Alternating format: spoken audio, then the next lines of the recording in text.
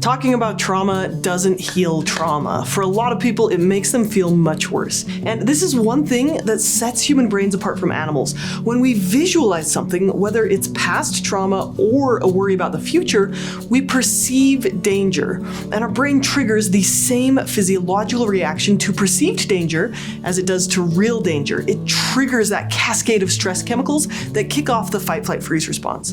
In the moment you bring it to mind, you are physically, in your body, reliving trauma. And the more you think about it, the easier it is to get stuck in the fight, flight, freeze response. So rehashing trauma can actually reinforce the trauma, making the fear and the panic and the shame pathways in the brain thicker and stronger, and making you feel worse. So in this video, we're going to talk about another way to process through trauma, and it uses the exact same pathways in your brain that were previously keeping you stuck in flashbacks or in re-experiencing trauma. And at the end, I'll give you an example visualization exercise to show you how it's done.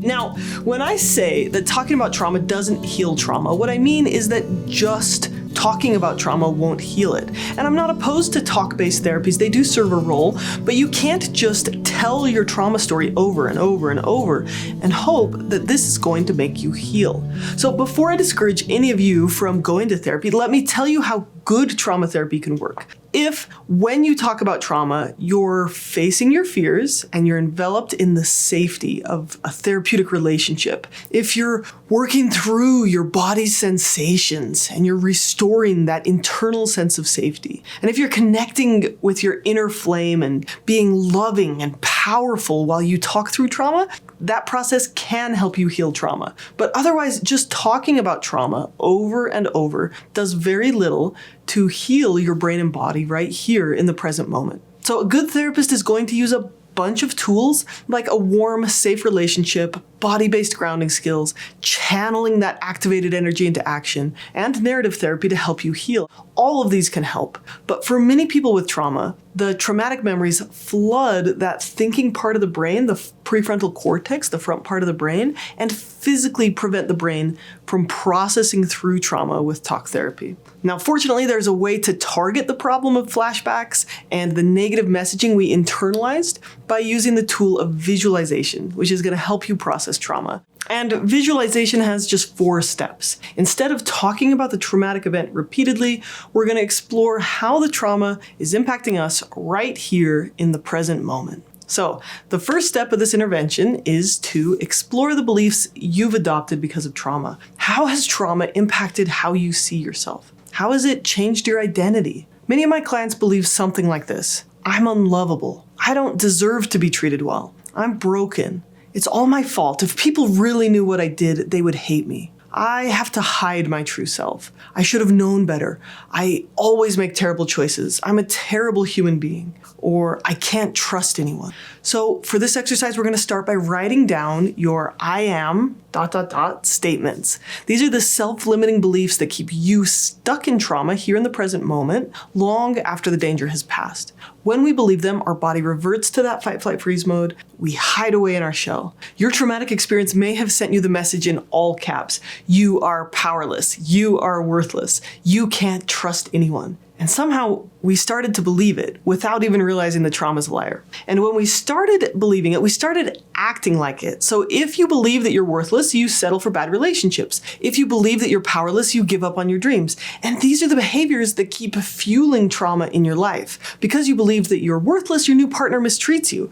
Because you believe you'll fail at starting a business, you end up working for the man and you continue to feel powerless and resentful. So these trauma-fueled beliefs keep getting reinforced because we keep reliving them in our heads and in our actions. So instead of talking about trauma and giving energy to these self-limiting beliefs, we're going to use the power of visualization to flip the script. Okay, so now for step 2, we're going to write what the healed version of yourself would say when he says, I am ...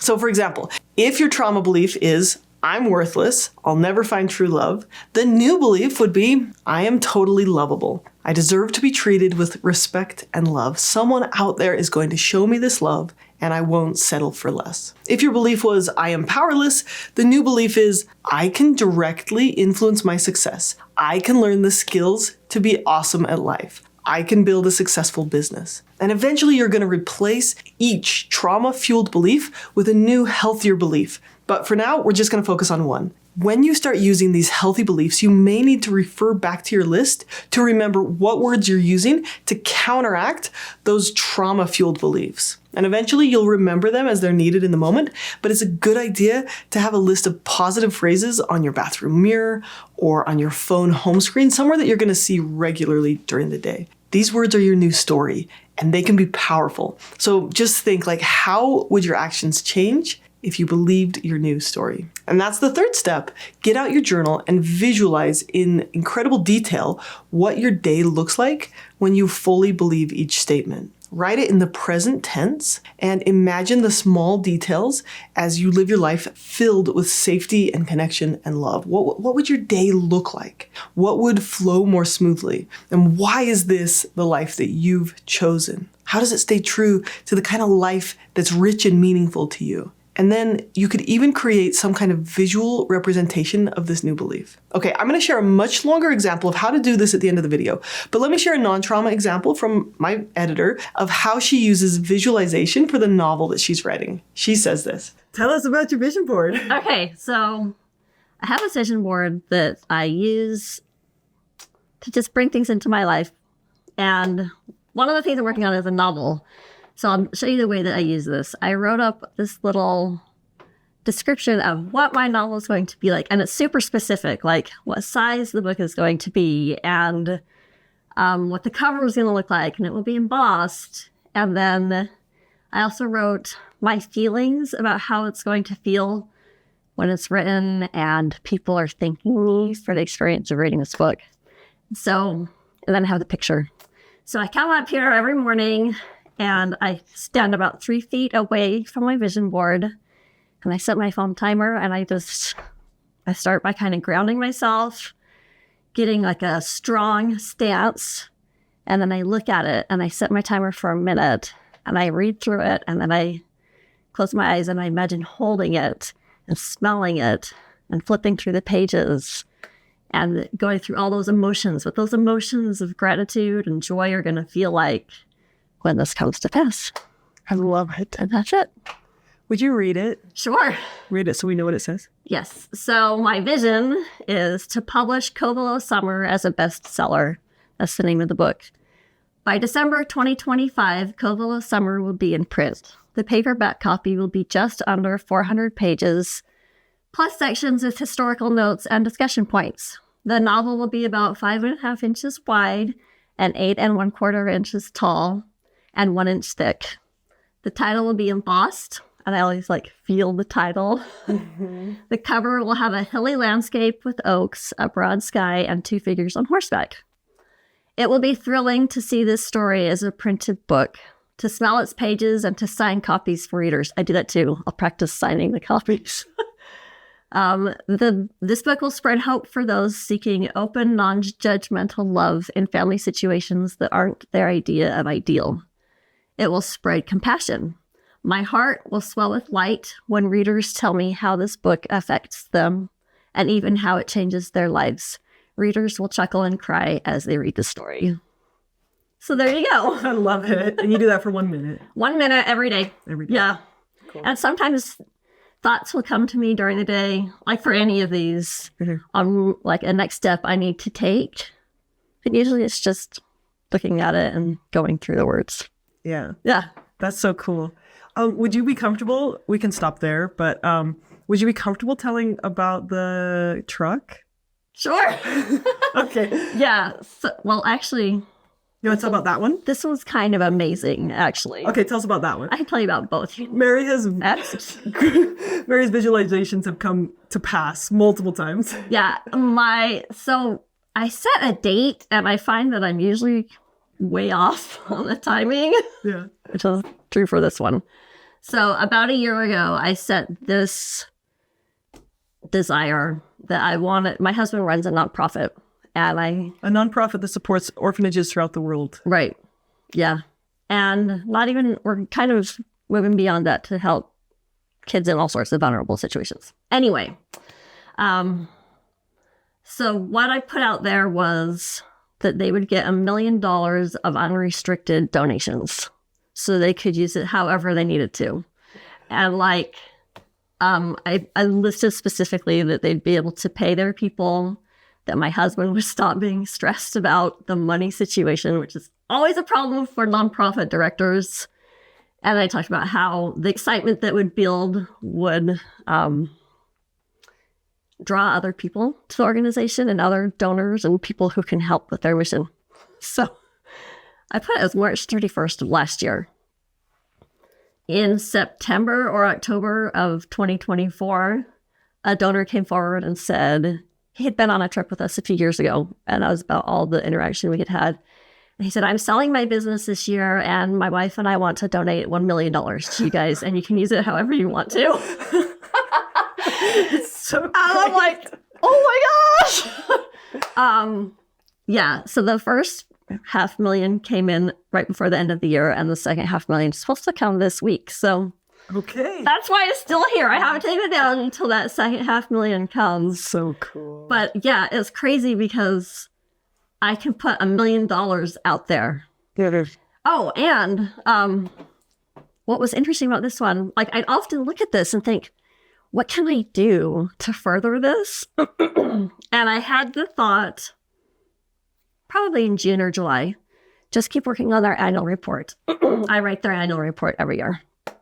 We're like, okay, I'll do my little annual report part. The donor that came forward said, when he found out they were going to sell their business, he's like, I got your annual report. I read through it. I'm super excited about what you guys are doing. So cool. Like, that was a lot of peace. That's so cool. So, yeah. I love This it. kind of stuff happens all the time. It's really cool. It's not the first time. Oh, no. Yeah. And that's the other part of the practice. When one of these comes to pass, I take it down. I journal about it. Like all the pieces that came together to make it happen. Oh, yeah. And then I keep it in a binder. So it's kind of like my gratitude binder of stuff coming to pass. So how thick is this binder? It probably has about 20 things in it. Holy cow. Yeah. Including a truck that was donated for an truck. orphanage. It was on your vision board. Yes. And it got donated. Do you want me to explain that one? Sure. Tell the story. These are such good stories. Yeah, me too. The very first thing I put on the vision board was we had an employee down in Mexico. He's Mexican. And his job was to go to the orphanages and help with maintenance.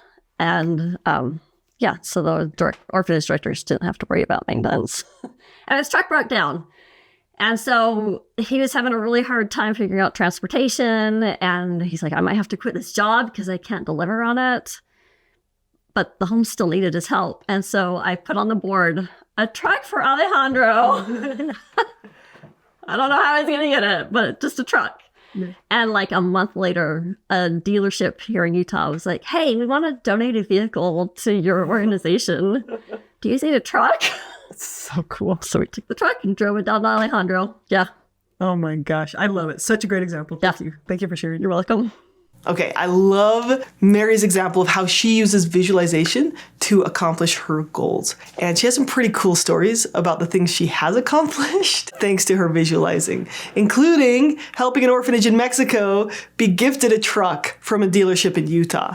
So that's pretty exciting. Okay, and I use visualization. I get on Canva, which is like a free graphic design website, and I get on Canva and I make vision boards each year where I create a vision of what I want my year to be like, and I just pull pictures from my phone, pop it in there, add some positive phrases. Maybe I'll make a longer video about that. But in some way, we're going to be activating the visual cortex in your brain when we do this. So having a visual picture in your mind or a physical visual picture of what this is going to look like is pretty important to this exercise. Okay, so then number 4. Each morning as you wake up and or each night before drifting off to sleep, spend like 3 minutes visualizing yourself fully living that new life. You could read it to yourself or you could listen to a recording of it. Like you can record yourself in your voice memos, reading through your visualization and listen to that each night. And as you read it or listen to it, you're going to picture yourself stepping through a door into this fresh chapter, leaving your old identity behind. You're going to immerse yourself in the details and you're going to see it and feel it and experience it as if it's already real. Now, here's where things get really fascinating from a neurological perspective.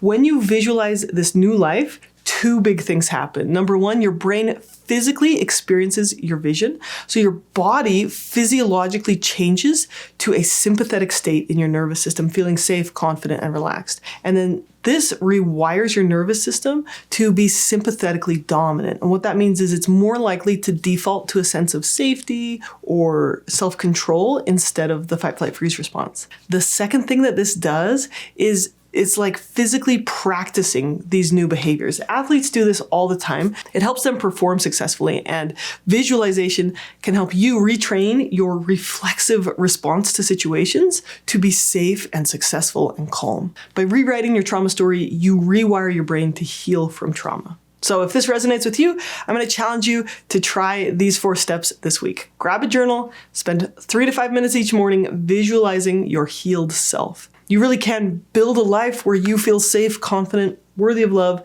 and empowered. And these new beliefs invite the best out of others too. They're going to treat you with more respect. Conversations are going to go more smoothly. Problems are going to get solved more peacefully. And you're going to start to see more success in your life. I've seen this help tons of people, and I know that it can help you too. Now, if you want more support on your journey, this video is part of a series I'm making called How to Process Trauma. And there are a lot of tools available to help you work through and resolve your trauma in the present moment. So please subscribe if you'd like to learn more. Or if you're ready to start working intensely right now to improve your emotional intelligence and to build up your mental health resilience, you could sign up for one of my memberships to gain access to my online courses, where I teach you to work through limiting beliefs, soothe trauma in the nervous system, and live the rich and meaningful life that you really want. Okay, so let's do an example visualization exercise for someone who has perhaps been in a bunch of bad relationships and has settled for low quality relationships, and their new belief now is, I am worthy of love and respect, and I won't settle for less. Here we go. Close your eyes and take a deep breath. Imagine you're standing in front of a full-length mirror. The reflection looking back at you is confident and self-assured. You see yourself as someone who's deeply worthy of love and respect. This belief is etched into every fiber of your being. As you gaze into your reflection, you feel a quiet, unshakable strength. Now, picture yourself stepping into a world of dating. How does this belief show up in your actions and choices? Visualize yourself sitting in a cozy cafe, sunlight streaming through the windows, you're relaxed, you're genuinely enjoying the moment. The person across from you seems nice, but you're not desperate to impress them. You're simply yourself, you're authentic, you're kind, you're unapologetically real. You listen attentively, but you also share your own thoughts and your own stories, and you aren't afraid to express what excites you or what you're looking for. You feel confident that if this connection doesn't work out, it doesn't diminish your worth. You leave the date feeling good, not because of their reaction, but because you stayed true to yourself. Now imagine this. Imagine receiving a text that doesn't sit well with you. Maybe it's dismissive or disrespectful, or it's just off. Instead of brushing it aside or overanalyzing it, you respond with grace and clarity. You might say, oh, hey, I value communication that's respectful and consistent. Is everything okay? If the behavior persists, you calmly decide to step away. You don't feel the need to chase, explain, or fix things. You trust that the right person will naturally align with your standards. Picture yourself being asked out by someone who seems nice, but doesn't match the qualities you're seeking in a partner. You thank them kindly, and you let them know that it's not the right fit for you. There's no guilt, there's no second guessing. You've learned that being assertive is okay, that setting boundaries is totally okay. You've let go of the need to please everyone or settle for good enough. Instead, you're holding space for the kind of love that feels reciprocal and fulfilling. Now, finally, imagine being in a relationship where you notice red flags or incompatibilities. Instead of staying in that relationship out of fear or hoping that they'll change or trying to change them, you lovingly let go. You might say, I value what we've shared, but I don't feel this is the right fit for me. And you leave that relationship with dignity, knowing that walking away creates space for something better. Now, imagine meeting someone who truly sees you for who you are. They show up with curiosity, respect, and enthusiasm. They take time to understand your values and what makes you happy. Their actions line up with their words. They follow through on promises, and they make an effort to build a connection. You feel at ease because you don't have to question their intentions. You're attracted to this person by standing firmly in your worth and they meet you there with mutual respect. You are living day to day in a way that you don't settle for less. You wait for and expect to be treated with respect in all of your interactions, with work, at home, and in your relationships. You communicate clearly. You own your own responsibilities, and you allow other people to be responsible for theirs. And you feel perfectly comfortable saying no when someone crosses your boundaries and walking away. And because of that, you've built up such healthy relationships that you find someone who treats you with love and respect. Now, as you step back from this visualization, notice how living from this belief transforms your dating life. You aren't driven by scarcity or fear. You trust that love and respect are abundant, and you'll find a connection that reflects your inner worth. Okay, take a deep breath and remind yourself, I am worthy of love and respect, and I won't settle for less. When you open your eyes, carry this energy with you. Okay, so that's an example of how you can visualize creating a healthy dating life to build and find a really healthy relationship in the future. Okay, hope you found that helpful. Thank you for watching, and take care. Hey, if you found any part of this video helpful, I'd really appreciate it if you could give it a thumbs up or comment below what you found was helpful. Also, if you can think of someone who might benefit from this video, if you could share it, that'll help them. But all of these things help tell the algorithm that this content is helpful for people, and then they'll show it to more people who it can help. So really appreciate it. Thank you so much for being here. Take care.